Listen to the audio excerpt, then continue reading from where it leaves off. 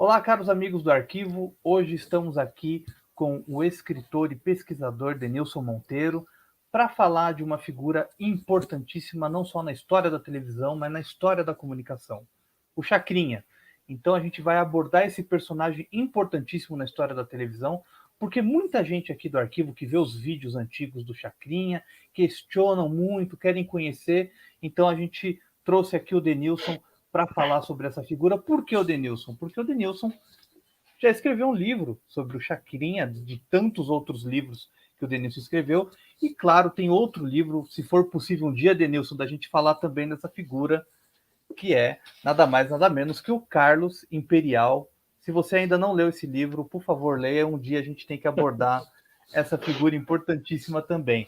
Para acompanhar aqui esse painel, como sempre, os meus amigos José Vitor Hack e Reinaldo Maximiano, que, aliás, até fazer um convite rápido aqui para todo mundo. A gente tem um podcast do Texto Brasileiro toda segunda-feira no YouTube, Facebook, Spotify, Deezer, enfim. A gente está colocando no ar toda segunda um episódio novo do podcast do Texto Brasileiro, comandado brilhantemente pelo meu amigo Hack, com o Reinaldo e com a pessoa que vos fala aqui. Denilson, antes de tudo, muito obrigado por ter aceito o convite, valeu mesmo por ter colocado seu tempo aqui à nossa disposição. E eu queria fazer a primeira pergunta para você, vindo de um garoto que escreveu no canal, vendo um vídeo que eu postei sobre o JN, o Jornal Nacional da Morte do Chacrinha, e ele escreveu assim, num tom: por que o Chacrinha é o rei da comunicação do Brasil? Por que consideram ele? Então, acho que essa é a primeira pergunta. Denilson, muito obrigado. Boa tarde. Antes de mais nada, eu queria agradecer, né, pela oportunidade aí de estar aí com vocês. Ele é tão importante porque foi ele que, assim como no rádio, né, havia o César Ladeira, né, que foi o cara que profissionalizou o rádio brasileiro. O Chacrinha foi o cara que desprofissionalizou a televisão, assim, digo, tirou a formalidade, né? Trouxe a espontaneidade para a televisão, né? Porque no início, né, ela já estava com 6 anos, né, aqui no Brasil, né, tinha sido inaugurada quando ele foi para a TV Tupi, né? E era tudo muito formal.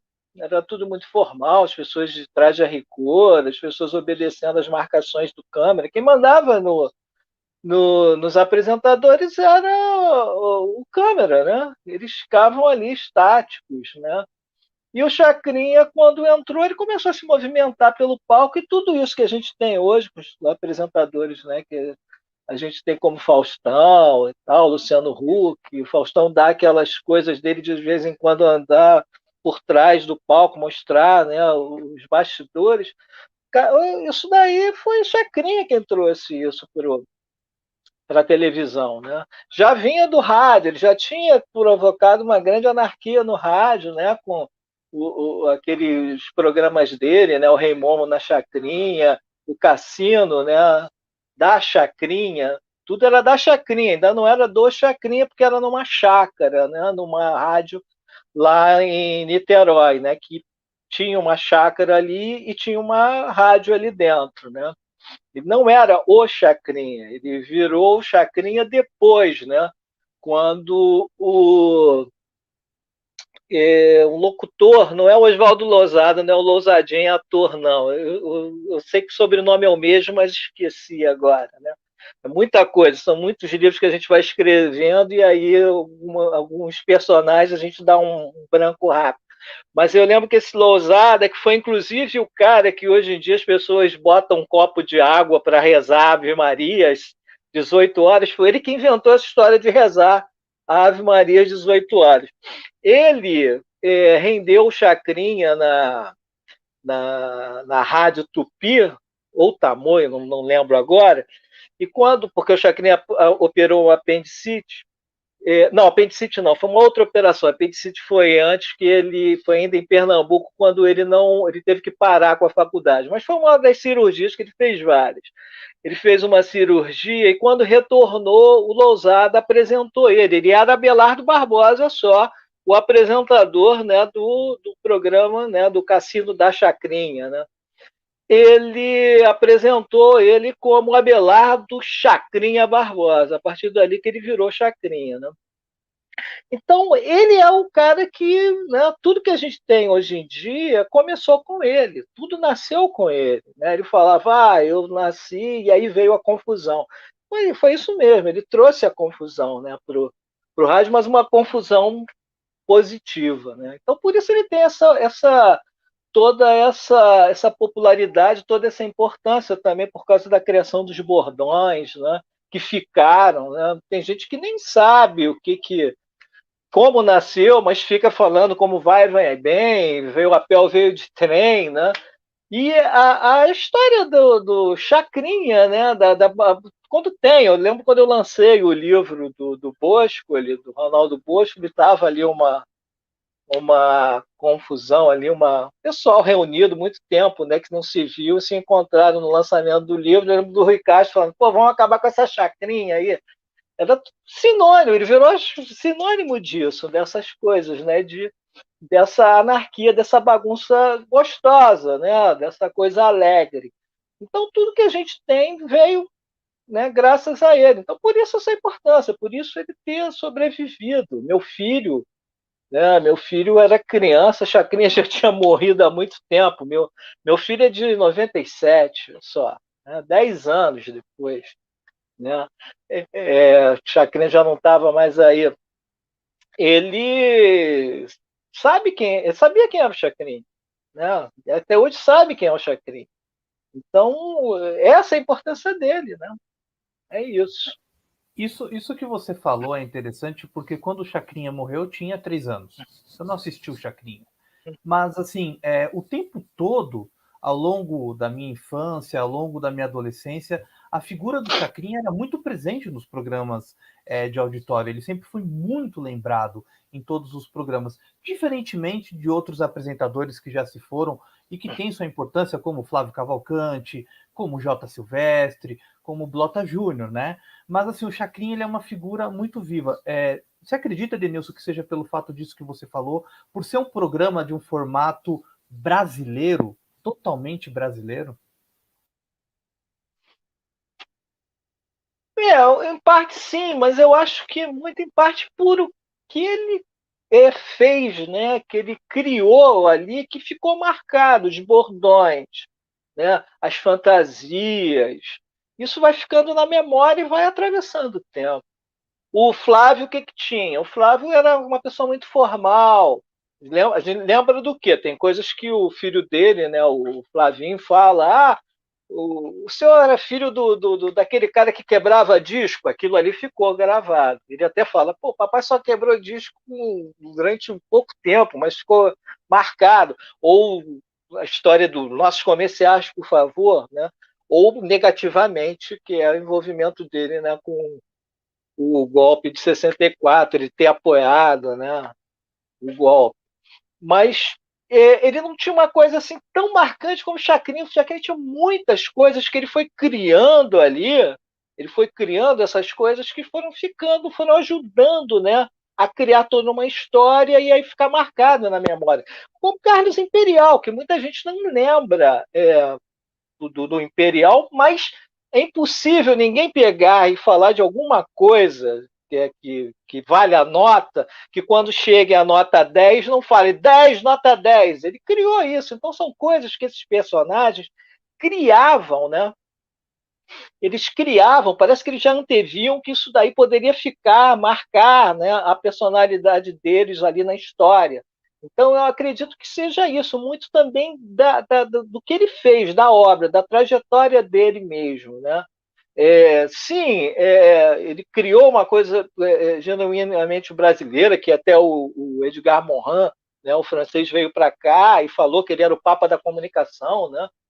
Sim, sim, tem isso. Ele fazia uma coisa que era diferente de tudo. A Alice Pink Punk, que era uma das absurdetes, né, da Gangue 90, veio da Holanda para cá, e aí ela falou que ela ficava chocada, que ela nunca tinha visto isso em lugar nenhum, né?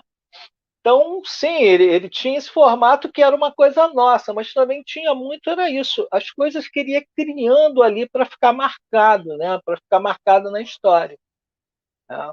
É muito mesmo assim da personalidade dele mesmo, né? Dele, do Chacrinha. E o Denilson falou do Carlos Imperial. Quando fala de Carlos Imperial, além de lembrar do Denilson, eu lembro do Mark Neto, dono do Mofo TV, que agitou esse encontro. Então, Mark, obrigado, um abração para você. Se está acontecendo isso, também é graças ao nosso amigo Mark Neto. Reinaldo, você que fala de um tom também mais histórico, é um pesquisador também, como o Denilson, eu gostaria que você também falasse aqui. Tem uma coisa interessante que o Chacrinha nos revela, assim, que é de uma estética. Eu tento estudar muito a televisão, né, por uma estética que eu gosto de chamar de antropofágica, assim, porque me parece que o Chacrinha tem muito dessa antropofagia. E tem uma questão que é marcante no Chacrinha e é marcante também no Carlos Imperial, que é a erotização, né? Então você tinha as bailarinas, né, as dançarinas, as chacretes, você tinha todo esse movimento, então assim, era o cassino, era a discoteca, era a chacrinha, então você tinha uma alusão a um lugar de prazeres, uma ilha da fantasia, talvez, assim. Como você avalia, Denilson, essa criação de um mundo dentro da televisão? Porque é como se você instaurasse uma cisão na formalidade, do tipo programa Silvio Santos e congêneros, né, os programas muito semelhantes, né, ele instaura, na verdade, uma carnavalização ali, um carnaval no meio de um dia da semana, né? Então você tinha ali semanalmente um carnaval o ano inteiro, né? Que avaliação que você faz desse processo assim de uma antropofagia, de um carnaval e de uma erotização da figura feminina, até dos termos, né? A mandioca do Francisco Oco, o pepino do Magal, né, a banana da Maria Bethânia, o melão da Fafá de Belém. Então, sempre uma coisa que a gente não diz dizendo e todo mundo entende, né, e acaba caindo no gosto das pessoas. A Maria Sapatão, e aí vai. Porque o que acontece? A nossa sociedade é sempre muito reprimida, né? Começa o quê? Quando ele começa em 56, ainda tem aquela coisa, né, dos anos 50 reprimidos. Aí tá, quando começam a querer se libertar, as pessoas começam a ter um pouco mais de liberdade, vem o quê? Vem as cinco, né? Vem as cinco, aí é tudo, novamente os cabeludos passam máquina zero na cabeça de Caetano e de Gil, mandam eles para fora do país, tudo reprimido, tudo era proibido. Eu estava ainda agora lavando a louça ali, conversando com a minha mulher, falando da censura, né? Que a personagem, a babá malvada de Anjo Mal, teve que morrer porque não, a censura não queria que alguém que fez de tudo para vencer na vida, no final fosse coroada, né, com uma vida feliz ao lado do homem que amava, né? Então toda essa repressão em cima, e aí esses programas ali era o que o povo estava querendo, né? Às vezes muita hipocrisia, né? Hipocritamente que criticavam, né, os maiores das chacretes, mas ao mesmo tempo estavam olhando ali, né? Cuspindo no prato que se come, né? Queriam, né, assistir, mas depois ficam falando, não, isso é contra a moral, os bons costumes. Mas era isso que o pessoal queria, e aí eles sabiam que era isso que trazia, que levantava a audiência, né? Tem numa passagem do livro, quando uma das chacretes, né, já tinha largado, né, não dançava mais, mas tinha se tornado figurinista, a Marlene Morbeck. Ela fazia uns figurinos lindíssimos, né, todos caprichados, mas eles eram comportados, esses figurinos. E Leleco, que o filho do Chacrinha, né, José Aurélio, que ficou no lugar do... Ficou assim, no lugar do... Era o Nanato que fazia esse tipo de coisa junto com ele, mas aí ele assumiu tudo, né? O Leleco assumia os bastidores ali do programa, eles tiveram um embate, porque ele queria que diminuísse o tamanho dos maiôs, né? Que eles ficassem mais cavados, porque ele falava que isso levantava a audiência. Então é muito isso, né? As pessoas querem, né? Querem assistir isso, querem essa erotização também, né? Eu fui uma vez na PUC falar sobre isso. Mas a exploração da mulher e tal, que ele usava. Ao mesmo tempo que tinha isso, tinha também uma coisa de se libertar, de poder mostrar o corpo. Né? A mulher quer mostrar o corpo, ela tem o direito de mostrar o corpo dela, se ela quiser. Né? Ela tem o direito dela ser uma ministra do Supremo Tribunal Federal e ela tem o direito também de ser uma dançarina de palco de um programa. Ela pode fazer o que ela quiser, ela tem que ser respeitada, né? Ela tem que ser respeitada, tem que ter tudo com o devido respeito, né? Então eu acho que o que esses programas traziam era um pouco de liberdade numa coisa tão sufocante que se vivia na época, né? Você pegava, eu lembro de ser criança e anunciar um balé Bolshoi, eu acho que era a Bela Adormecida, que ia ser exibido, né? E, de repente, no Jornal Nacional, era Hilton Gomes ainda, o apresentador lá, junto do Cid Moreira, e diz que não vai ter o balé. Por quê? Porque era um balé da União Soviética. Não tinha nada de político ali no meio ali, de mostrar a história da princesa, né? A Aurora, né? Mas vinha da União Soviética, então corta isso. Né? O Rock Santeiro, você anuncia Rock Santeiro a novela, quando chega na hora, né, não vai ter, vamos ver uma reprise de Selva de Pedra.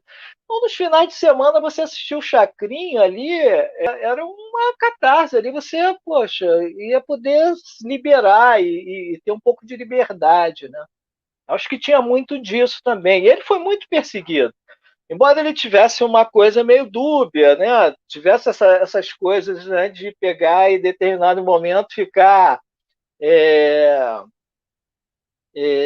sendo cortês, né, com o governo, né? Não chegava ao cúmulo do Silvio Santos com esse negócio de o Simon ser coisa nossa, essas coisas, mas ele tinha também esse lado de ficar, né, agradando ao governo, né, durante a ditadura, mas ele foi um cara muito perseguido, chegou a ser preso por causa do quê? Justamente do figurino da Chacretes. Uma censora foi lá na TV Bandeirantes e não gostou do tamanho. Não, queria examinar o tamanho do maiô das Chacretes. Ele mandou ela para aquele lugar, foi embora, fez o programa. Quando terminou, ela tinha voltado com a Polícia Federal. Ele saiu algemado, com aquela roupa dele, cartola e tudo, foi algemado.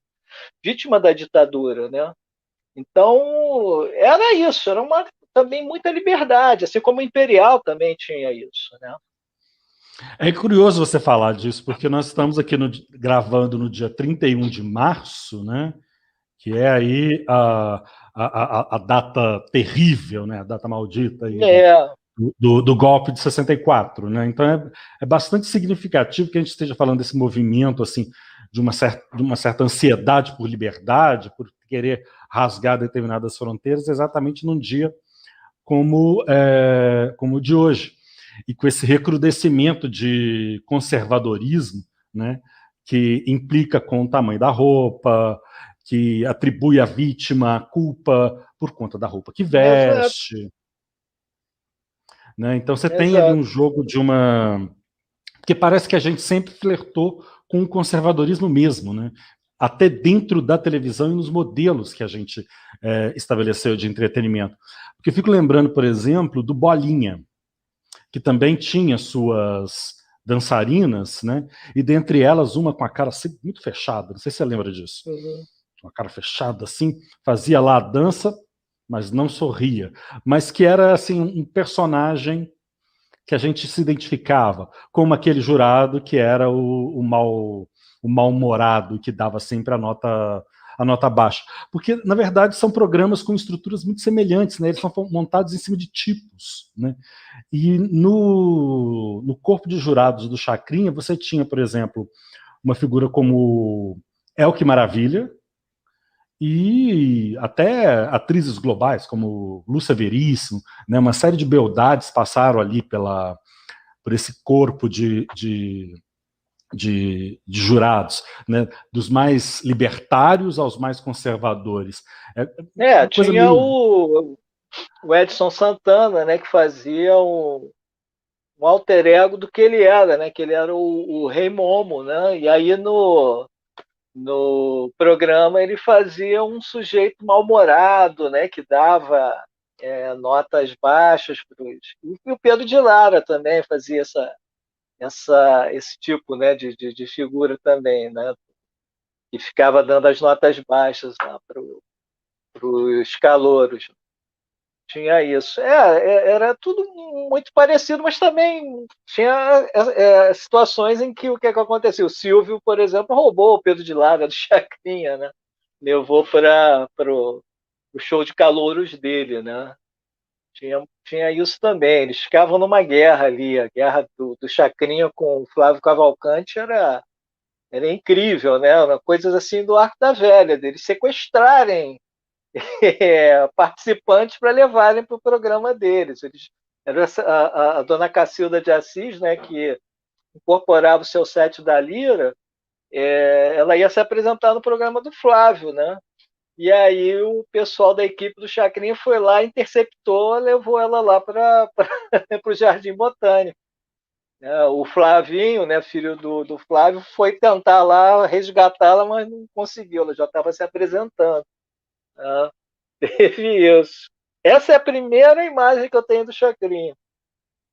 Eu tinha 4 anos de idade e eu consigo lembrar da dona Cacilda de Cartola ali na televisão, minhas tias ali falando, ela vai fazer isso, ela não sei o quê. Eu ficava em dúvida porque eu não sabia se ela era ela ou ele, o que era, porque ao mesmo tempo que era uma mulher, parece que era um homem que ela estava incorporando, era o seu set. Para uma criança de 4 anos, eu ficava completamente zonzo, mas lembrava dessa passagem. Foi a primeira imagem que eu tenho do Chacrinha é essa. Eu começo o livro já lembrando disso. Tem até o Reinaldo falou dessa questão do júri, né? O júri ele tinha uma importância tão grande na televisão que até o Silvio Santos no Troféu Imprensa colocava a categoria do melhor jurado, né? Então era uma coisa que as pessoas realmente gostavam. Era muito importante. Isso também, o Chacrinha tem importância nesse negócio do júri, como o Reinaldo falou, que ele começou a levar as socialites para lá. A Beck Clabin foi ser jurada. Então, quando a Beck Clabin, ela abriu as portas para muita coisa. Ela foi a primeira mulher do chamado High Society a desfilar numa escola de samba. Aí todo mundo quis ir para a escola de samba. E depois ela foi também para quê? Para o programa do Chacrinha. Aí todo mundo começou a querer ir para o programa do Chacrinha. Né, também participar. Já começava a parar aquela história de vinha passando pelo quarto da empregada quando deu uma olhada no Chacrinha. Né? Não, ele já começava a virar um programa que era aceito. Né? Já tinha virado cult. Né?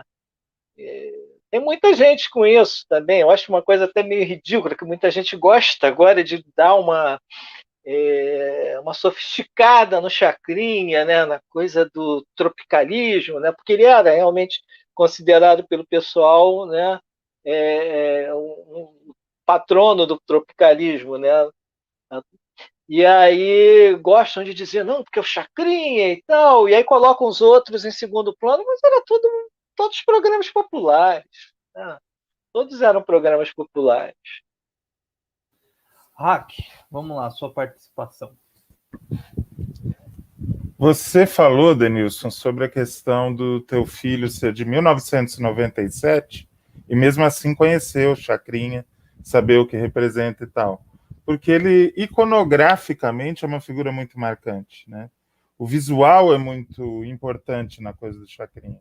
É o bacalhau, é a banana, é a fantasia, aquele cenário multicolorido e tal. Só que quando a gente se pega analisando apenas a imagem, a gente costuma se enganar, né? Eu queria fazer uma pergunta bem típica do Abu Janra para você. Qual é o maior engano que as pessoas cometem ao falar do Chacrinha? Eu vejo muita gente achando, né, que Chacrinha era assim, um cara que se opôs à ditadura e tal, né? Não, ele não era isso. Eu costumo falar com relação ao Chacrinha que era o seguinte: ele era o retrato de um eleitor brasileiro. Ele não tinha rumo. Ele não tinha rumo. Ele foi perseguido pela ditadura, mas ao mesmo tempo, assim, na campanha ali, ele subiu no palanque na campanha das diretas e depois ele estava apoiando o Paulo Maluf no colégio eleitoral, né, contra o Tancredo Neves. Então tem muita gente que acha assim, quer vender uma coisa assim do Chacrinha como um cara que estava na trincheira contra a ditadura. Não, ele estava como muitos brasileiros, levando a vida dele ali. Quem acompanhou as reprises do Chacrinha no Viva, eu me lembro, porque eu era criança, eu me lembro muito bem do Chacrinha, mas eu me surpreendi com o tanto de referência elogiosa ao Sarney, por exemplo. O tempo inteiro Sarney, tinha alguém segurando a placa, viva o Sarney, não sei o quê. Esses políticos todos, inclusive quando estava fazendo o livro ficou pronto, aí o Leleco até falou, mas não tem uma foto do Chacrinha aqui com Edson Lobão. Aí, pô, logo depois estoura lá o escândalo lá com a Edson Lobão. Imagina o que ia acontecer. Né? Tá ali, né? O Chacrinha com o amigo Edson Lobão, que tá lá no escândalo ali da Petrobras. Né? Ele tinha esse negócio. Quando ele foi preso pela Polícia Federal, aí depois a Consuelo Badra, que era a jornalista que vivia ali em Brasília, né? Os bastidores da política lá de Brasília, ela intermediou o encontro dele lá na Granja do Torto com o ditador, né, João Figueiredo. E aí tapinhas nas costas, essas coisas. Né? Então, ele não era esse negócio também de você achar que ele foi uma vítima. Eu uso muito o exemplo disso. Vocês ficam falando e tal a ditadura algemou um senhor de 60 e poucos anos, levou ele ali por causa do maior das dançarinas do programa dele. Né? Então o grande engano é isso, é achar que ele era libertário, ele era um cara que ele foi libertário com relação a quebrar as amarras assim da formalidade no programa dele, né, na televisão, né? Mas politicamente ele era qualquer coisa. Ele não tinha rumo, era uma coisa sem rumo no espaço. Hoje em dia poderia perfeitamente ele estar falando ali apoiando, né, o atual presidente, né, com as loucuras dele. A gente não sabe o que ele poderia estar fazendo, né? Porque a preocupação principal dele era o quê? Levar o sustento para casa dele. A preocupação dele era essa. Ele não queria passar necessidade porque ele tinha família e tal. Aquilo ali era o ganha-pão dele e ele era obcecado por aquele programa. Então, o que pintasse ali, que pudesse proporcionar para ele uma vida decente para ele, os filhos e a mulher, então estava valendo. Um episódio que eu queria muito que você falasse sobre ele é o da saída dele da Globo para Tupi, porque tem aquele programa que quem comanda é o Agildo Ribeiro, porque ele simplesmente não foi. Estava na hora do programa, não tinha quem apresentasse. Conta esse episódio que eu acho que é muito pitoresco e muito representativo da personalidade do Chacrinha. Não, olha só, dele não ter ido, que eu lembro, eu acho que foi por causa de doença. Não lembro dele não ter ido ali por birra com o Boni, não. Eu não estou lembrando disso. Eu lembro do Agildo ter, óbvio, ter substituído ele. Agora, com relação à saída dele, né, isso foi por causa da grade, né? O Boni queria colocar a grade ali, né, os horários certinhos, né? E ele não respeitava o horário, né? Ele não respeitava o horário. Ele queria passar, ele ia além do horário. E o Boni já estava cansado disso. Aí até que teve um domingo que acabava o programa do Chacrinha, ia o quê? Ia passar um filme. Nesse dia era até um filme do Steve McQueen, A Mesa do Diabo, que o Steve McQueen era um jogador de cartas. E aí estava chegando o horário e ele não estava terminando o programa. Aí, quando chegou ali perto do horário do filme, ele não acabou o programa, o Boni foi lá e falou, tira do ar, bora passar o filme. Aí ele foi para lá pro camarim, praguejando, e aí houve a briga, e aí falou, tô saindo da emissora, brigou e não voltou mais, só voltou 10 anos depois. Né? E foi vagando ali de emissora, foi para Tupi, achando que aquilo ali era uma maravilha, né? E estava já naquele problema, né? Que eu até falo uma situação com o Paulo Pontes, né? Que o Paulo Pontes trabalhava na Tupi, e eram duas histórias que contavam. Uma delas é que ele chegou lá, o salário saiu. Aí o pessoal, opa, saiu e não diz quando volta.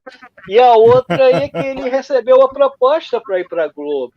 E aí, quando ele recebeu a proposta para ir para a Globo, aí o cara ofereceu um dinheiro lá para ele, e ele foi lá e falou para o cara. Não sei se era o Arrabal, quem era que estava ali na direção da Tupi, mas ele falou, olha, eu estou saindo porque a Globo me ofereceu tanto. Aí ele, pô, não, eu dobro a coisa, eu dobro. Aí ele, olha, para ficar sem receber o dobro ainda, não dá não, tô indo para lá, vou embora, mesmo não dá não, né? Tô indo embora. E o Chacrinha foi para isso, caiu nessa canoa furada. Foi para lá e passou por muitos problemas. E ainda tinha a briga por audiência, né? A briga grande por audiência, porque a Globo foi com tudo para cima dele. Né? Nas terças-feiras, né? Tinha um dos programas dele, e aí o Boni começou a passar Kung Fu, né? Começou a passar o Kung Fu, e ele queria saber o que ele tinha que fazer para competir com o Kung Fu. Ele ficava intrigado por que Kung Fu estava dando audiência mais do que ele, né? Ele ficou nessa guerra lá com a Globo, se saía bem, às vezes se saía mal, e aí depois, falta de dinheiro, ele foi para outras emissoras, saiu rodando ali, passando por tudo que era lugar, né? Até que ele foi para. Quando ele foi para Bandeirantes, era uma época que eu lembro que eu assistia bastante, né? Estava na adolescência e adorava ver aquele negócio a repressão, né? Adorava ver as chacretes com aqueles maiôs cavados com a marquinha, né, branca do bronzeado, né? Rita Cadillac, né? Fátima Boa Viagem, Índia Amazonense, esses nomes todos a gente não esquecia. Começou a fazer muito sucesso o programa dele ali na Band, né? Mas aí veio o quê? Ele entrou em atrito porque houve uma mudança na direção da Bandeirante. Quem foi para lá foi quem? O parceirão, né? do Boni, o Walter Clark. E o Walter quis mudar o horário, de dia e horário do programa e tal. Ele brigou com o Walter Clark. E aí a Florinda foi lá falar com o Boni para ele voltar. Se poderia ter, houve toda uma coisa, uma negociação, pedidos de desculpas e conversas e tal. E ele retornou em grande estilo, né?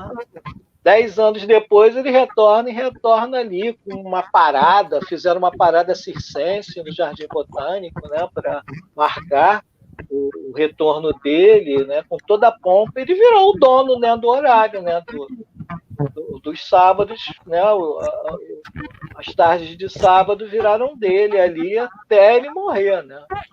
Aliás, o Walter Clark, na né? mesma época, ele conseguiu a proeza de brigar com a Dercy Gonçalves, com o Chacrinha e com a Hebe, ao mesmo tempo, na Band, nessa época. Né? Deixa eu só te passar de onde eu tirei essa informação, do Agildo. Eu tirei do Jornal do Brasil, 7 de dezembro de 72. A manchete é: Agildo anima a discoteca e confirma rompimento do Chacrinha com TV Globo. Então, alinhando o que você falou, pelo que eu entendi, o que você disse é o domingo anterior a esse dia que o jornal afirma que o Chacrinha não compareceu e ele foi substituído pelo Agildo, e pelo jeito foi o último discoteca do Chacrinha aos domingos, e não contou com a presença. Eu não lembro se está no livro. Eu não lembro se está no livro, porque eu peguei e vi todos os jornais do Brasil. Pode ser que esteja. Ficou mais marcante para mim foi um caso de doença, que ele ficou doente ali. Eu lembro do Agildo, mas pode ser que tenha isso no livro. O que eu sei bate tudo que você falou. A única coisa é que este episódio que eu estou dizendo é o domingo seguinte. Então, do seguinte, depois dele ter abandonado, depois do episódio do filme. Exatamente. Não sei, eu acho que vou dar uma olhada, porque, cara, são não sei quantos livros aí que eu escrevi, aí eu já começo a... Tem um negócio que é fogo também, porque a gente escreve os livros, aí depois o pessoal fica assim achando que você vira um eterno programa do J. Silvestre. Então tem coisas assim que você já... Enciclopédia do Chacrinha, né? Não, do Chacrinha, do Imperial, do Bosco, né,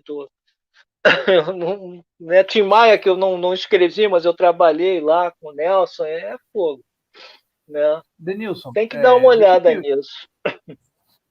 Deixa eu te fazer uma pergunta, porque é o seguinte, a gente citou aqui, vocês citaram a Tropicália, e a gente sabe muito bem, Gilberto Gil, Caetano Veloso e tantos outros artistas daquela época estavam no palco do Chacrinha, né? Estiveram no palco do Chacrinha.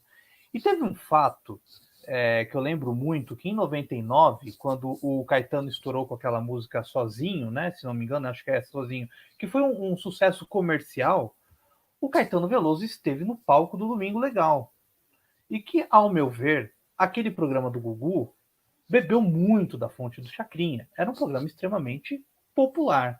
Programa moderno, enfim, né? Não comparando, mas a música do Chacrinha ali. E o Caetano foi muito criticado. Foi muito criticado por ter pisado ali naquele palco. E o Gugu morreu. E a gente vê hoje o Gugu algo cult, né? Assim como o Chacrinha. Talvez não no mesmo nível, mas hoje o Gugu virou uma figura com os quadros, com uma lembrança até comemorada, enfim. A hipocrisia da imprensa, a hipocrisia dessas pessoas que escrevem, atingiu, claro, tanto o Chacrinha como os outros apresentadores de auditório. Na tua opinião, a imprensa, os escritores são hipócritas com os programas de auditório? E que certas pessoas não podem pisar porque é um programa popular? Como é que você vê isso? Eu vejo muita hipocrisia, vejo muito elitismo, sabe? Eu vejo muito isso. Tem, sim, tem muito isso. Eu lembro muito de uma ocasião que os Rolling Stones foram eles foram agraciados com um prêmio, não estou lembrando qual, não sei se é o Hall da Fama, o que houve, que o Mick Jagger, na hora, ele até falou numa frase do Jean Cocteau, foi nos Estados Unidos que ele dizia que os americanos são assim, eles pegam e nos criticam e depois nos colocam nos museus, né? Acontece muito isso, criticam, né, os programas, o próprio Chacrinha era muito criticado, né? Era criticado demais, e aí depois virou cult, depois Pedro Bial foi capa, acho que da Trip, eu acho que era da Trip, dizendo que ele queria ser Chacrinha, que era o... Aí, ali, né, aquilo ali, já nesse século, né, no século XXI, já virou aí de vez, né, um ícone né, da cultura e tal, o Chacrinha. Tem muito disso, tem muito com o quê? Com esses reality shows aí, com o Big Brother, né? É um saco isso. Todo janeiro você fica aguardando, lá vem aquele texto falso do Luiz Fernando Veríssimo falando mal do Big Brother. Ah, não sei por que vocês assistem isso, e não sei o que lá, eu não perco tempo vendo isso. E, quando eu dou as aulas assim sobre escrever biografia, né? Eu sempre falo isso para as pessoas. Assistam tudo.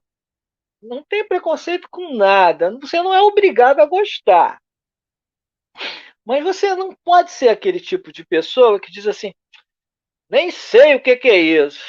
Nunca ouvi essa música, né? Nunca ouviu. Frejá, né? O Roberto Frejá falando dos filhos dele. Não, que meu filho me apresentava uma música, né, um novo som, e eu ficava ouvindo esse som assim. Eu falei, para com isso, deixa de palhaçada. Você tem que, né, ver o que é isso. Ouvir. Tem muito preconceito com tudo, né? E aí, depois de um tempo, né? Depois de um tempo, aí vem alguém, em geral é o Caetano. O Caetano pega e fala, agora eu não sei como é que tá, se ele tá tão bem na fita aí para essas pessoas, mas era o Caetano falar alguma coisa, o Peninha, né? O Peninha era considerado brega até ele gravar Sonhos, né? O Caetano. Fernando Mendes, né? Ele gravou também.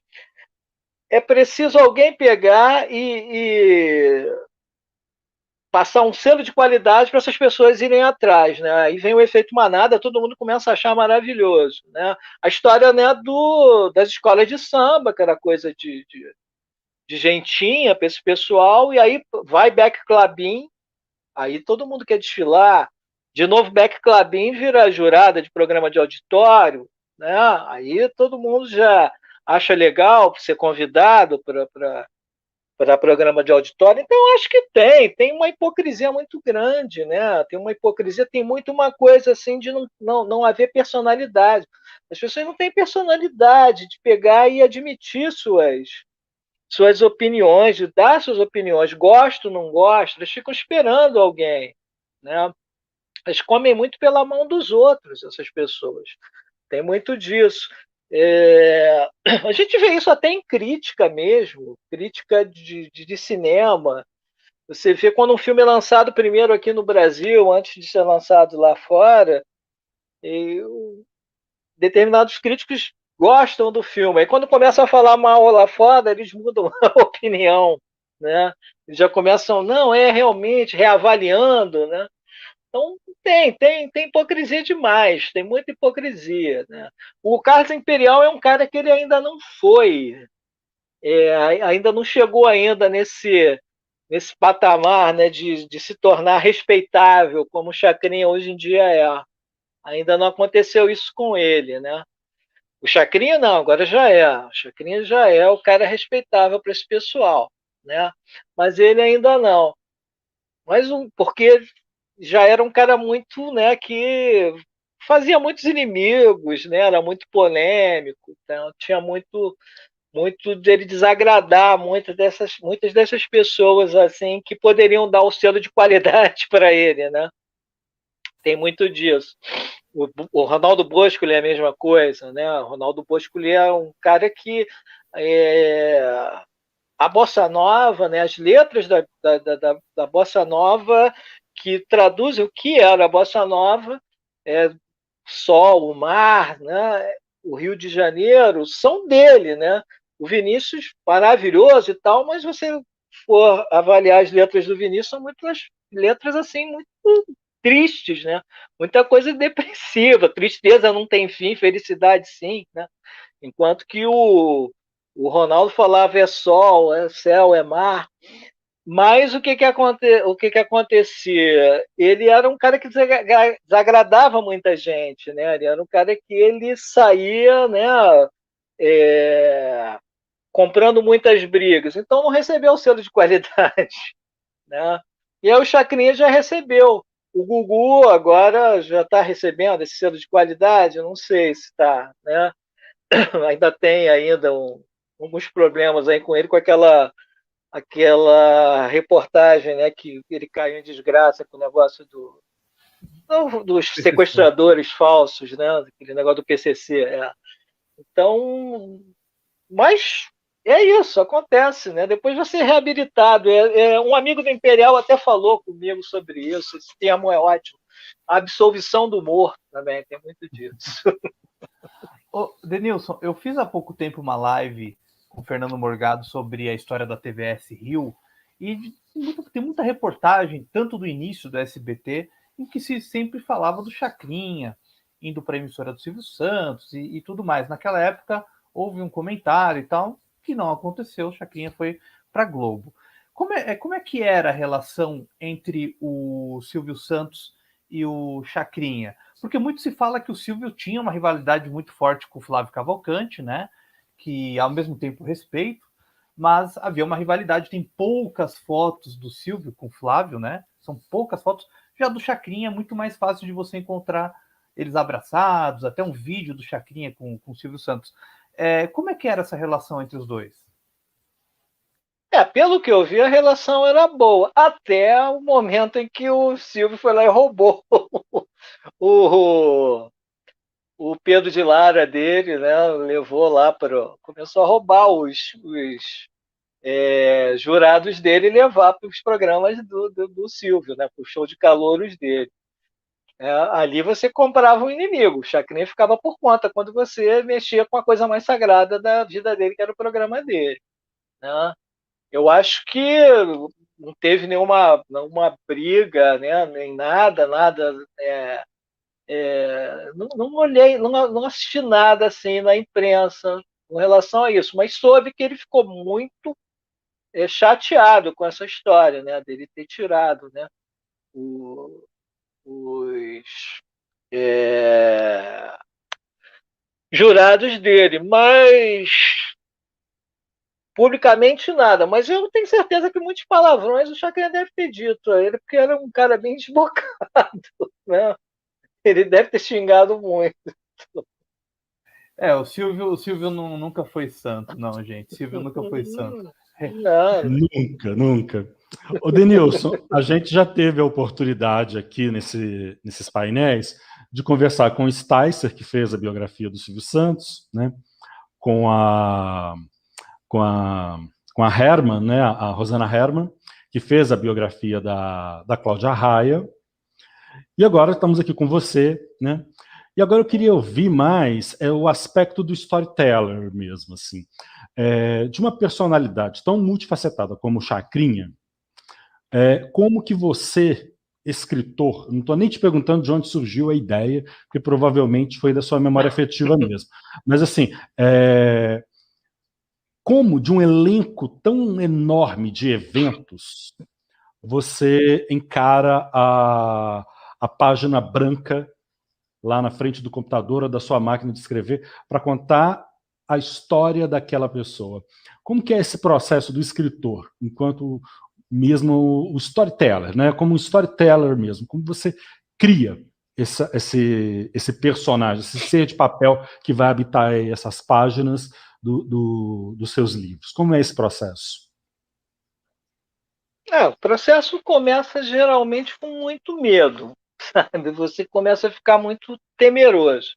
Você fica com medo, assim, será que eu vou conseguir? Excelente. Será que eu vou arrumar? Quem eu vou falar? Da onde eu vou fazer? O que? Você fica assim, né, desesperado, você vai ficando, não, mas eu vou ter que falar com fulano e ciclano, e não, sabe, você começa a ficar caindo num desespero muito grande. Aí você vai sentando a cabeça no lugar, né? e vai fazendo uma pesquisa inicial, né? Caso assim de Chacrinha, já sabia muito da história dele mesmo, já conhecia, né? Quando no, no, num dos lançamentos do livro me perguntaram: quanto tempo você levou para fazer, quanto tempo de pesquisa? E eu falei, foi que o livro foi lançado em 2014, né? 2014, eu estava com 47 anos. Então, quando o rapaz falou assim, quanto tempo de pesquisa? Uns 43 anos, porque aquilo que eu falei, né? A primeira imagem minha ali veio o Seu Sete da Lira, né?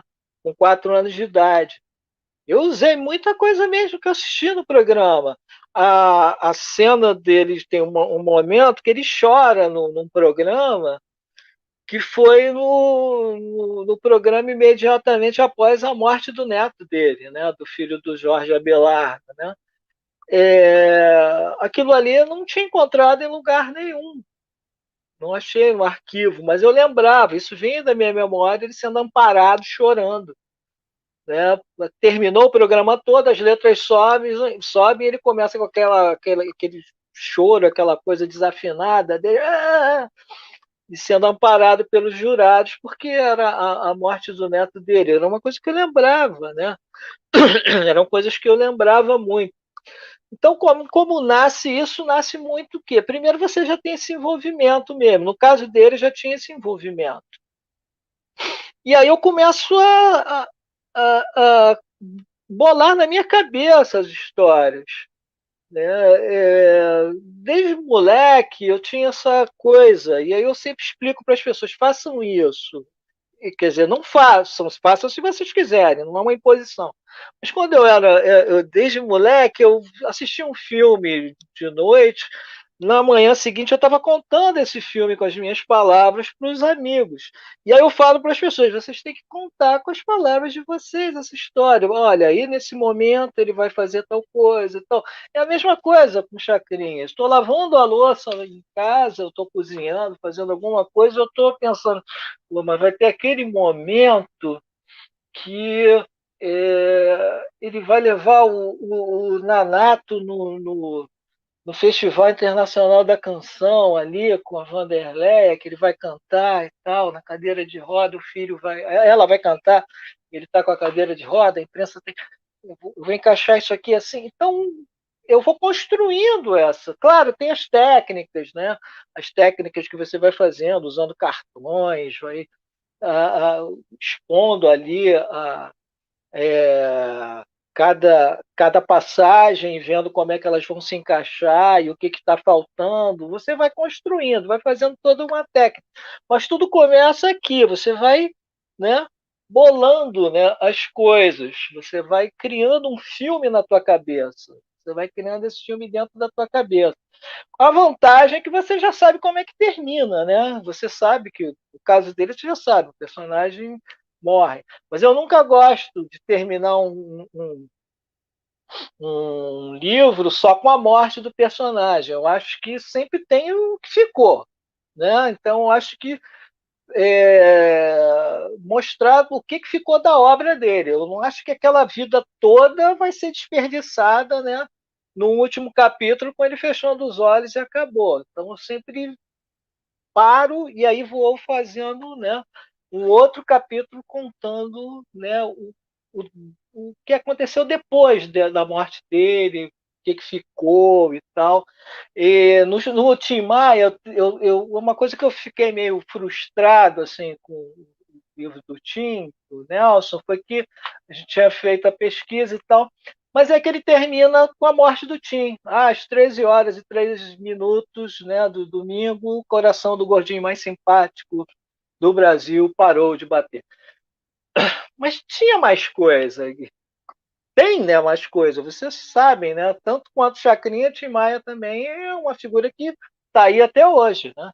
Está aí até hoje, passados que são 23 anos, né, da morte dele. tá aí até hoje. Então, eu acho legal isso, né? Você pegar e contar a obra, como é que ela se refletiu no país, no mundo onde ele viveu, né? Então, gosto sempre de contar isso. Eu gosto de ter uma esperança, né? Em cima desses personagens, né? Do Imperial, por exemplo, ele morre e aí como é que eu vou terminar esse livro? E o filho dele pega, eu vou um dia na casa do filho, vou te contar a última do Imperial. Aí contou uma história dele lá, que ele aprontou um negócio que ele sabia que ia morrer, mas passou a perna numa figura lá.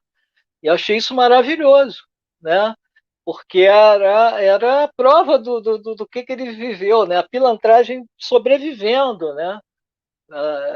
Até o capítulo eu terminei, tá com um dos versos de uma das canções dele, né? Que é para virar cinza minha brasa demora, né? Então eu gosto muito disso. Então é isso. Começa sempre com medo, muito medo de não conseguir realizar o trabalho. E depois você vai fazendo aquela pesquisa inicial, vai organizando os pontos que eu vou atacar, né? E aí vou vendo quem eu vou entrevistar, vou lendo um recorte de jornal. Muitas vezes até eu entrevisto pessoas que não têm nada a ver com o personagem, mas tem a ver com a época. Eu lembro do Carlos Imperial, que eu fui trocar o cano de descarga do carro, sentou um senhor lá na oficina e começou a falar comigo e com a minha esposa que ele era motociclista, lambretista, era lambreta na década de 50. E o Imperial tinha, né, lambreta, tinha vivido aquela época intensamente. Aí eu falei, pô, ele pode me trazer com precisão como era a vida do jovem naquele tempo. E aí marquei entrevista com ele.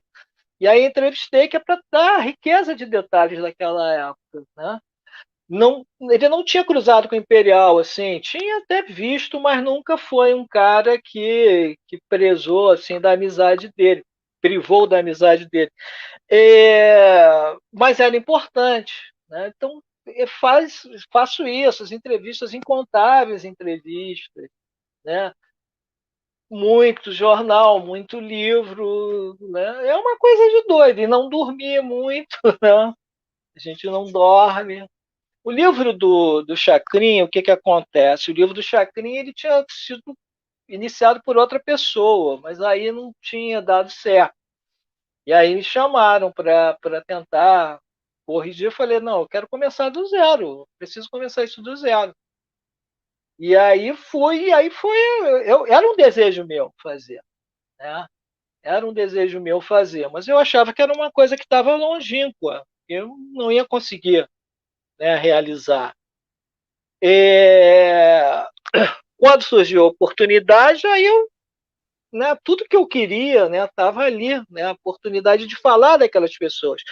E aí procurei falar realmente de tudo que eu sabia do Chacrinha, porque até então o que eu via, né, e que eu vejo hoje é muita gente falar do Chacrinha só dos anos 80 e esquecer aquelas outras figuras populares, esquecer, né, o Marcos Peter, que era um galã, um cantor galã que tinha. Eu falei, pô, eu quero falar com o Marcos Peter. Quando eu era criança, eu queria ser o Marcos Peter, bonitão, de olho claro.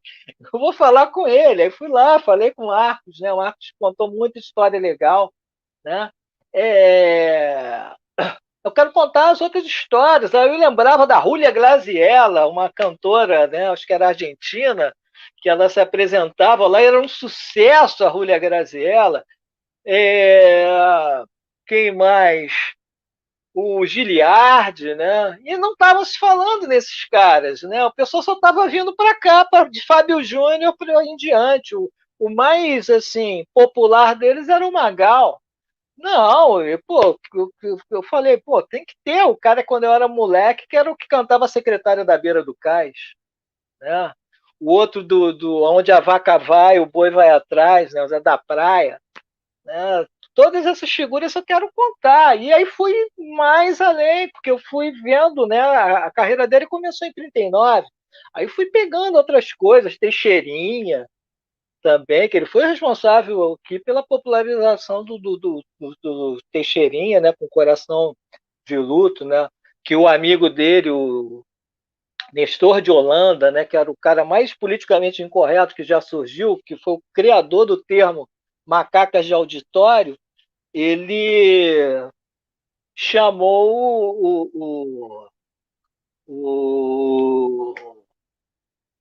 a música, apelidou a música, porque a mãe do Teixeirinha, que ela, acho que ela era epilética, né, que ela teve uma crise, caiu perto da fogueira e morreu queimada, né? O cara chamou a música de churrasquinho de mãe, né?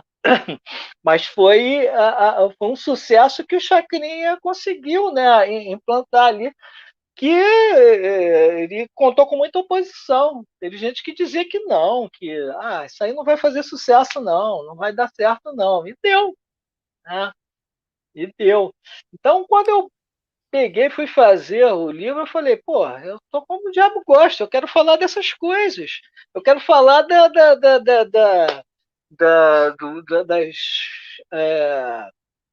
os bordões, eu quero falar dele parando ali, tô vendo estrela, tô vendo estrela. Ele fazia isso no programa dele, né? Aí fui atrás de gente também que não era artista nem nada, era gente que foi ao programa dele. Então tinha um amigo que ia no programa na Band, lá em São Paulo. Aí ele me contando como é que funcionava, como era, isso eu conto no livro, como era a rotina do adolescente que ia ao programa. Eles faziam amizade com as chacretes, tinha um fotógrafo, o Delgado, que era o cara que tirava as fotos do Chacrinha, né? E aí eles iam lembrando de uma série de coisas, né? Que aí me contando para me dar com toda a riqueza como é que era realmente o programa dele, não só diante das câmeras, mas também pelo ponto de vista do quê? Do espectador. Isso foi muito legal, né?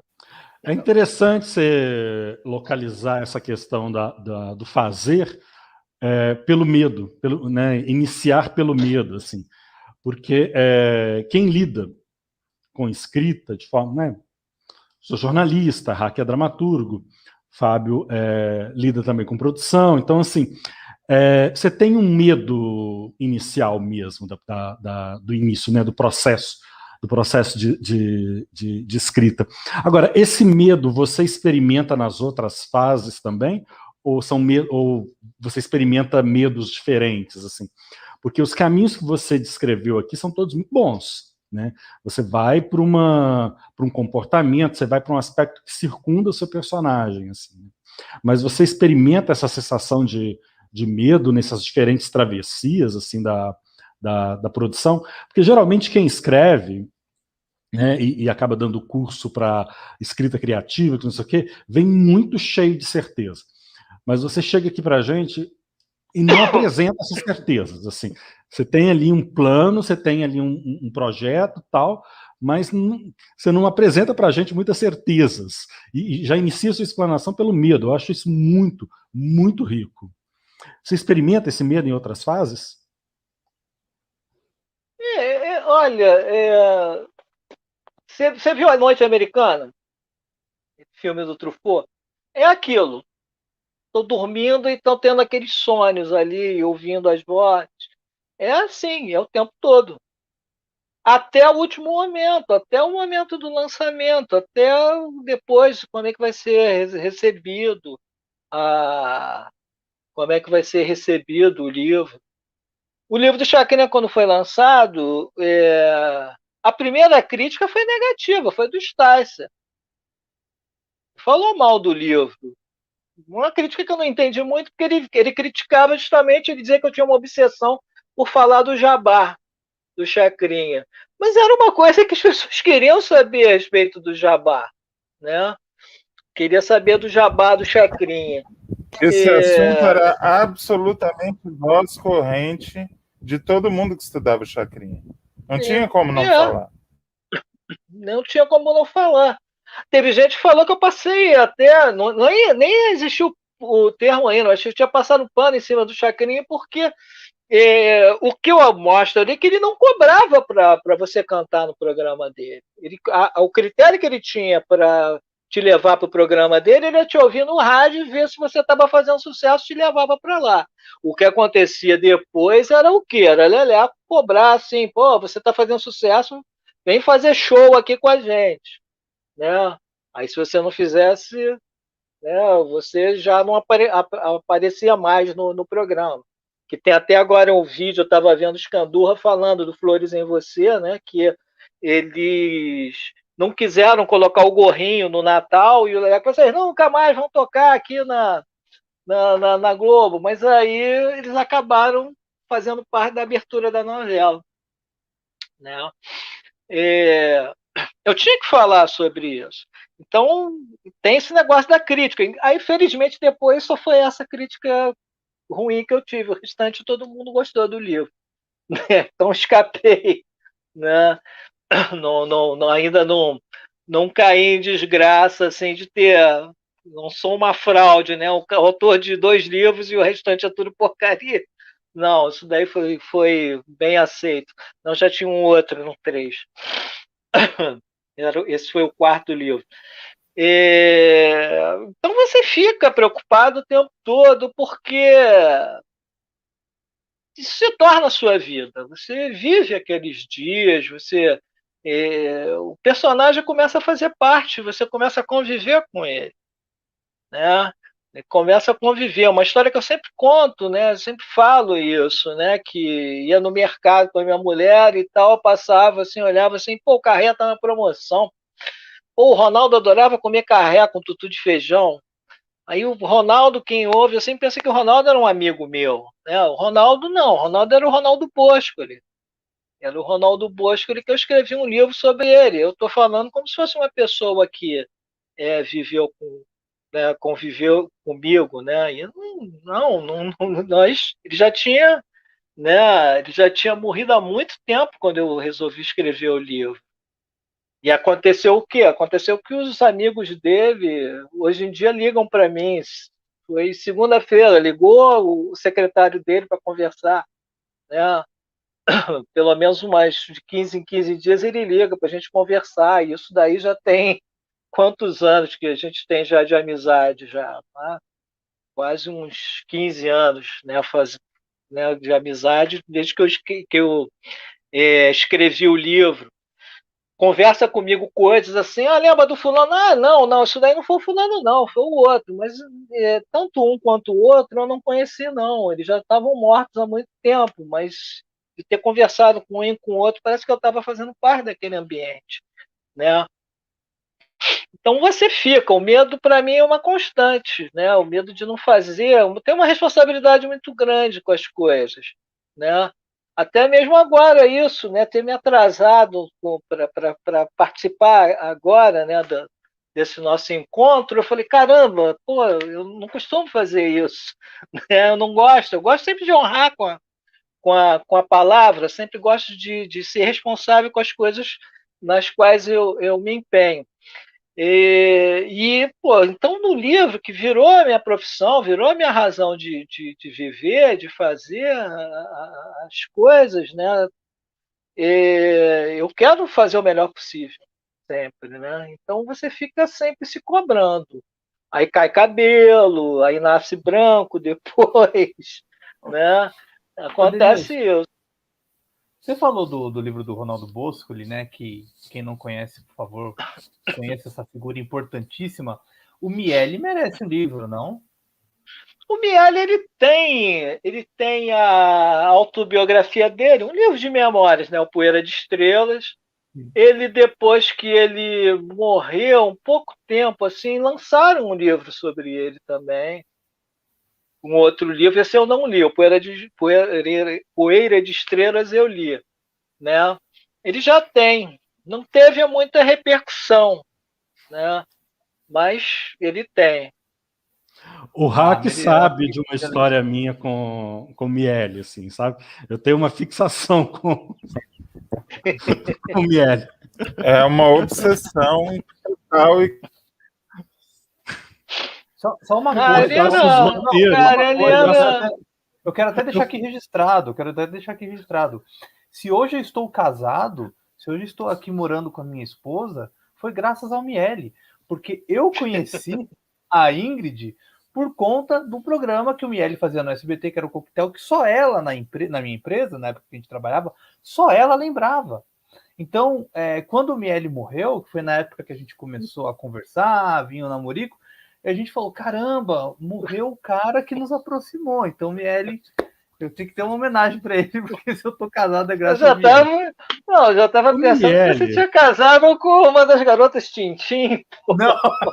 Nossa! Não, Miele é incrível. E entrar na igreja ao som de tutti frutti, tutti frutti. Mas o Miele é incrível, né? Porque assim, você vê quantas e quantas entrevistas tem do Miele no Jô Soares 11h30. Ou até no programa do Jô, depois que ele foi para Globo, assim. Então, Miele sempre contando ou a mesma história, ou uma história diferente, ou recontando a mesma, enfim. Não, e participando de novela, né? Ele participa de uma novela do Lauro César Muniz, né? O Cidadão Brasileiro. Não é isso, Hack? Acho que é isso mesmo. Cidadão Brasileiro. Cidadão Brasileiro. É uma figura onipresente da cultura brasileira, né? Ele fez aquela. Humor, ele fez também aquela Geração Brasil. Ele fez rap. Ele fez rap. E o rap assim, atualíssimo. Eu até falava com a minha mulher que teve o musical lá, o Xanadu, que deu tudo errado, né? Que os atores caíram, se machucaram, e o personagem que no cinema era do Gene Kelly era o Magal fazendo, e dizendo que isso aí tinha que ser o Miele fazendo esse personagem, né? Aquele cara, né, com aquele jeito, né, todo sofisticado e ao mesmo tempo popular, né? Ele era uma figura muito querida. E é interessante, né? Porque é o Miele e a Sandra Braia, né? Que durante muito tempo, né, fizeram uma carreira juntos, né? E, enfim, e Sandra Braia, que é essa figura imensa da televisão também, que eu não tenho notícia de nenhuma biografia dela. Pode ser, eu posso estar muito mal informado. Tinha um jornalista. Eu já li. Mas tinha um jornalista chamado Renato Fernandes que queria fazer, mas ele chegou a entrevistar muita gente, mas aí ele parou. Isso é uma coisa que acontece. Falou do negócio do medo, também acontece isso com algumas pessoas. Elas travam e não conseguem iniciar o projeto. Ele fez um trabalho muito grande de pesquisa, muito grande mesmo, entrevistou muita gente, mas aí ele parou porque ele achava que era uma história de muita dor. Ele falou isso para mim. Ele não conseguia, né, tirar algo no final de positivo do que aconteceu com ela. Não sei. Eu acho pode ter fornecido uma série de gatilhos para a autoria, né? Então. Entra numa encruzilhada. Eu fui numa academia aqui no Rio de Janeiro, uma escola de teatro, uma série de coisas que tem em Botafogo, e quando eu cheguei lá tinha uma parede só com fotos da Sandra Breia. Aí perguntei para a dona o que era, ela disse que quando ela comprou o lugar já tinha aquilo, que era alguém que parece que tinha convivido com ela, e ela resolveu deixar e até batizar o nome da sala de Sandra Breia. Que bonito isso. Bonito, muito bonito. Ô, Hack, me fala, manda depois essa biografia, eu estou precisando ler. Saudades de Sandra Braia. Mando sim, eu li há muitos e muitos anos, eu não lembro o nome do jornalista, depois eu mando em privado para você. Bom, antes da gente finalizar esse papo aqui com o Denilson, Denilson, já falo para você que já há muito tempo eu queria falar com você, até também te agradecer, que no ano passado o Denilson mandou o vídeo aqui, ele participou daquele especial dos 70 anos da TV, que o Neto, o Danilo, o João Antônio, a gente pegou depoimento de muitas pessoas, e é importante ter esse depoimento do Denilson, porque ele está aí como dos nomes dos livros de biografia da história da televisão, de figuras importantes, tem a assinatura do Denilson. Eu queria confirmar com você, como você disse, são tantos livros, são tantas histórias, são tantos fatos, eu queria confirmar, porque pintou no YouTube um programa do Chacrinha de 83, eu acho, que foi até o Tédio do Arquivos 1000 que postou, que o Tim Maia vai cantar, ele lança um livro, e o Russo, que era aquele ajudante de palco, né? Vamos colocar ali do Chacrinha, vamos colocar assim, um assistente ali, ele começa a puxar o Tim Maia e o Tim Maia fica muito puto. Ele dá um empurrão no Russo e ele vai embora no meio da música. O Chacrinha fica: cadê o Tim Maia? O que aconteceu? Ele fica olhando assim, né? Não foi cortado. Houve. E começaram a comentar que o Tim Maia demorou para voltar lá. É real? É real. Como é que foi isso? É real. Ele se queixou do Russo ter passado a mão nele. Ele ficou por conta, sim. Está no livro, sim. Aconteceu, realmente. Não, é verdade. A cena desculpa, é hilária, porque o Tim Maia começa a empurrar e ele fica muito bravo, ele vai embora. O Chacrinha fica: gente, cadê ele? Pô, vai voltar? Não, ele ficava. O Tim Maia largou a gravação largou a gravação de clipe do Descobridor. Acho que foi Descobridor de Sete Mares lá na Globo, foi embora porque acho que era Jordelle Lacha e tal, estava repetindo muitos takes. Ele odiava que passasse a mão na barriga dele, né? Pô, parece que o Russo passou a mão na busanfa, foi pior ainda, né? Ele perdeu de vez a paciência. Ele ficava incontrolável. O Russo morava nas redondezas da onde eu morava, em Piedade, aqui no Rio de Janeiro. Eu vi o Russo passeando de vez em quando por ali, né? Eu lembro do Russo que ele era meio, né, meio tarado assim com as meninas, né? E aí algumas meninas assim de um concurso, acho que Garota de Ipanema, alguma coisa assim, que foram para lá pro programa do Chacrinha aparecer lá, elas se queixando: não, aqui ele fica ali olhando para a gente com aquela cara ali meio muito assanhadinho, não sei o quê, né? Ele era meio era uma figura assim muito pitoresca ali, né, da Globo em si, né, o Russo, né? Ô, Denilson, você sabia que o Boni morou em Piedade, né? Oi? O Boni morou em Piedade, na juventude. Ah, é? Morou lá? Caramba. Na época que ainda usava. Osasco, mas morou um tempão em Piedade. Na época que ele ainda usava as camisas de tricoline, né? Eu lembro do Osmar Frazão, que é um cara da TV Rio, né? Ele falando, né? Conheci o Boni ali na fase dele, que ele ainda usava blusa de tricoline, pô. Agora tá aí. Não. Mas é isso, cara. Era muita gente interessante que existia nessa época, né?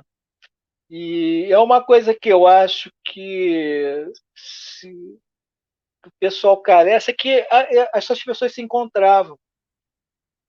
Elas tinham um ponto de encontro, né? Elas tinham um lugar onde elas se encontravam. Aqui no Rio de Janeiro era a Fiorentina, né? Então as pessoas se encontravam ali e trocavam ideias. E aí eu acho que isso daí prejudicou um pouco a criatividade, né? As coisas começaram a ficar muito frias, muito assessor de imprensa no meio, né? O Lima Duarte dizia que emissora de televisão sem padaria não dava certo. Que é essa coisa justamente do ponto de encontro, né?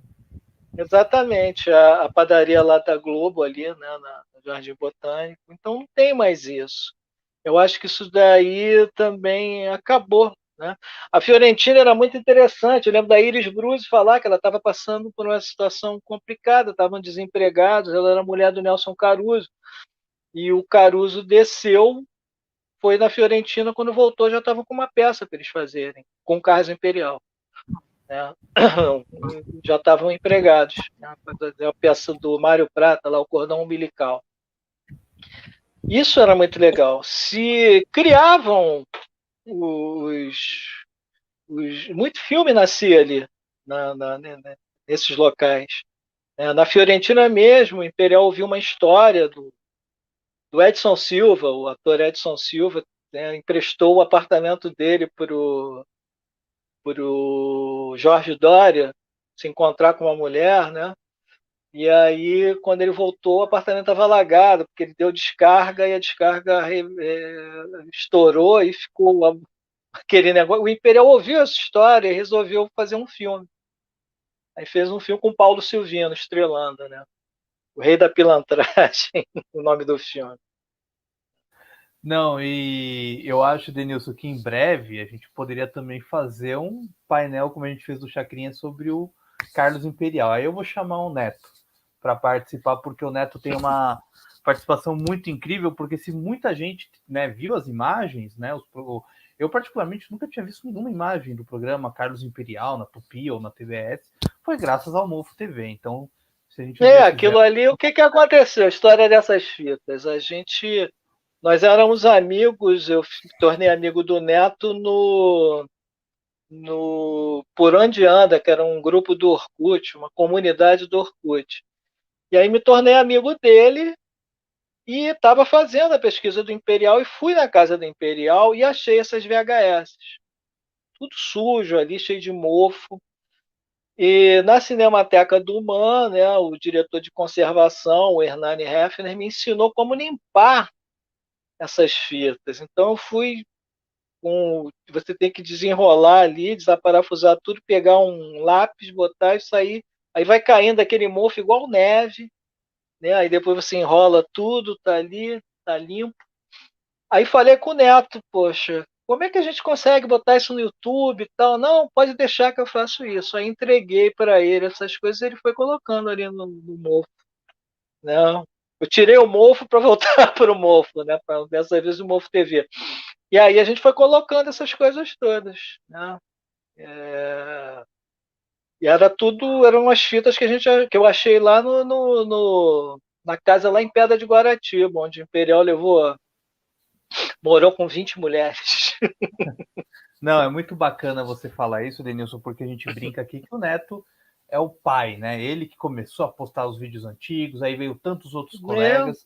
Então, quando a gente fala com ele, ele fica até sem graça, né? Provavelmente eu ouvi isso e ficar sem graça. O Neto foi o percussor, então a gente, não só eu, como outros colegas, a gente tem gratidão por esse trabalho e por ter inspirado tantos outros colegas, assim como eu, como o Danilo e tantos outros que postam e resgatam a memória da TV.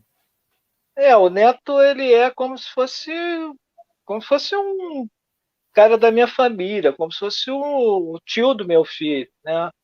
Ele conhece meu filho desde criança, né?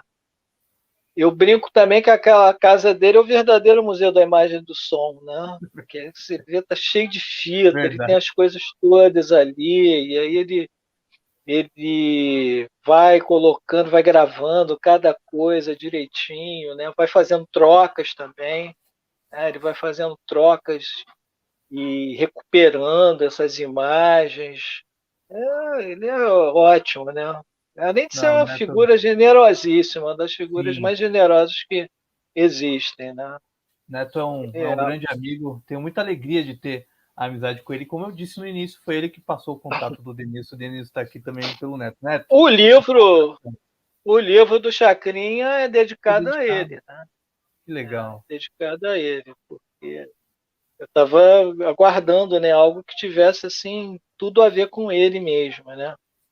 É como se fosse um programa de auditório, né? Ele merece. Bom, para encerrar aqui, Reinaldo, muito obrigado. Suas considerações finais aqui neste final desse painel sobre o Chacrinha. Obrigado, Reinaldo. Obrigado, Marquezine, Denilson, Hack. Já deu para entender que o Neto vai para o trono, né? Vai para o trono ou não vai, né? Vai para o trono. Aliás, a gente precisa conversar com ele também algumas coisinhas legais, porque, vez por outra aqui, a gente sempre tangencia, né? O tema da memória sempre atravessa a nossa discussão, né? A memória da televisão, a memória do audiovisual. Então, é uma grata satisfação poder fazer parte aqui desse painel, recebendo aqui o Denilson, falando do Chacrinha e de todo esse aspecto bem amplo, né, do que envolve a presença do Chacrinha na televisão. Né? Está relacionado a comportamento, com história, com memória, então é um prazer muito grande. Muito obrigado, Denilson, inclusive pelos ensinamentos com a questão da escrita. Valeu, muito obrigado. Hack, vamos lá, vou até colocar aqui suas considerações finais e, claro, aquela propaganda do nosso podcast, por favor. Mais uma vez, muito obrigado por estar aqui com a gente. Imagina, eu que agradeço a honra de estar aqui pela primeira vez falando com o Denilson, que é um cara que eu já admirava pelo trabalho, e saio do painel admirando ainda mais porque ele falou coisas com as quais eu concordo muito, a coisa de não sacralizar demais o personagem, de dar ao personagem o que é dele por direito, seja isso bom, seja isso ruim. E o Chacrinha, ele tem um papel dele tão cristalizado na memória nacional que não vai ser uma coisa negativa ou outra que vai mudar alguma coisa. Então, o fato dele ter sido fiel à biografia do Chacrinha, ter sido fiel ao personagem e ter sido fiel à pesquisa, né? Eu acho que não haveria decisão mais correta para mostrar esse personagem para o público. E a coisa do livro, né? O livro permanece. Daqui 50 anos eu não sei se vai haver YouTube, mas eu tenho certeza que vai ter uma cópia do livro circulando por aí. Então, parabéns pelo teu trabalho, Denilson, e continue assim, encontre novos personagens logo para brindar a gente com mais trabalhos. Valeu, foi um prazer. Bom, obrigado. O Hack está aqui também, o convite, podcast do Texto Brasileiro, toda segunda. Digitem, acessem, pelo amor de Deus. Pelo amor de Deus, eu não fiz o merchan. Gravamos todo domingo, segunda está no ar, logo cedinho. Então, passe lá para ver a gente bater um papinho. Em todos os agregadores. A gente não está roubando, a gente só está pedindo para vocês escutarem. Então, por favor, escutem. E também, por favor, além do livro, claro que o Denilson falou do Ronaldo Bosco, que ainda preciso ter aqui na minha estante, tem o livro do Carlos Imperial, que eu tenho aqui, que é maravilhoso. Quem não tem, pelo amor de Deus, compre. E, claro, o nosso personagem, que é o Chacrinha, que está aqui, que é um grande livro também. E para quem gosta de comunicação, de televisão, estudante, tanto faz. Tem que ter na estante porque vale a pena. Denilson, muito obrigado mais uma vez e é uma honra falar com você, conhecer você, não pessoalmente conhecer por aqui, foi uma honra ter aqui, falar com uma pessoa que está aqui na minha estante. Muito obrigado. Eu que agradeço aí, a oportunidade desse encontro com homens notáveis aí. Mas é isso, muito obrigado a todo mundo. Quer falar mais alguma coisa, Denilson? Não, só isso. Só agradecer mais uma vez aí, foi muito bom, né, conhecer vocês. Bom estar com vocês. Aprender também com vocês muito, né? E espero próxima oportunidade aí a gente falar sobre outras figuras aí interessantes. Né? Não, com certeza. O convite já está feito já. E também fica aqui o convite para você que acompanha o arquivo, continue acompanhando o canal, futuramente mais lives, mais vídeos aqui para vocês e agradecer a todo mundo que está acompanhando esses painéis que a gente tem feito. Então é isso. Muito obrigado a todo mundo, valeu mesmo e até a próxima. Tchau, pessoal.